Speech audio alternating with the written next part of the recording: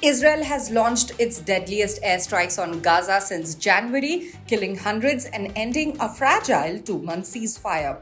The attacks have triggered global reactions, with Hamas calling it a death sentence for Israeli hostages and the US warning of further escalation.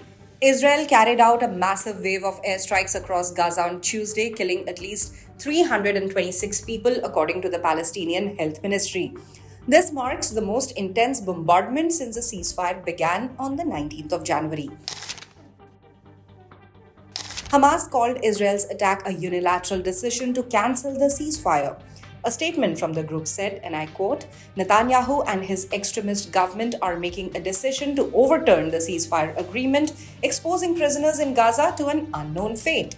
Hamas official Izzat al-Rashek added, Netanyahu's decision to resume war is a decision to sacrifice the occupation's prisoners and impose a death sentence on them. Meanwhile, Israeli Prime Minister Benjamin Netanyahu's office said that the operation is open-ended and will escalate. A statement read, From now on, Israel will act against Hamas with increasing military force. Israel accused Hamas of refusing to release hostages and rejecting proposals from US Presidential Envoy Steve Witkoff and other mediators. Defense Minister Israel Katz reinforced this stance, stating, We will not stop fighting as long as the hostages are not returned home and all our war aims are not achieved. Meanwhile, White House Press Secretary Caroline Leavitt confirmed that Israel consulted the Trump administration before launching the strikes. She told Fox News, and I quote, As President Trump has made it clear, Hamas, the Houthis, Iran, all those who seek to terrorize not just Israel, but also the United States of America will see a price to pay. All hell will break loose.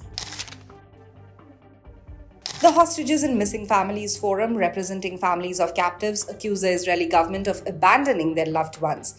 In a post on social media platform X, the group said, We are shocked, angry and terrified by the deliberate dismantling of the process to return our loved ones from the terrible captivity of Hamas.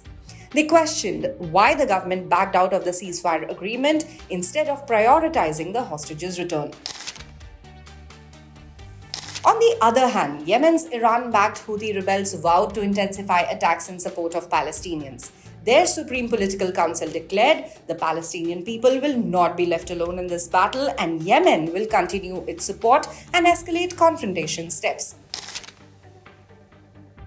Moving on to Asia, China's foreign ministry expressed concern over the renewed violence. Spokesperson Mao Ning urged all sides to avoid further escalation and prevent a larger humanitarian disaster. The Council on American-Islamic Relations issued a strong condemnation of Netanyahu's actions, stating, Netanyahu would rather massacre Palestinian children in refugee camps than risk the disintegration of his cabinet.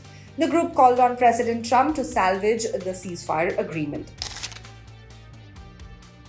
With the ceasefire collapsed, both sides are bracing for more violence. Israel has vowed to continue military action, while Hamas warns of further consequences. The fate of the 59 remaining hostages remains uncertain. Stay tuned to the official YouTube channel of the Indian Express for more updates on this developing issue.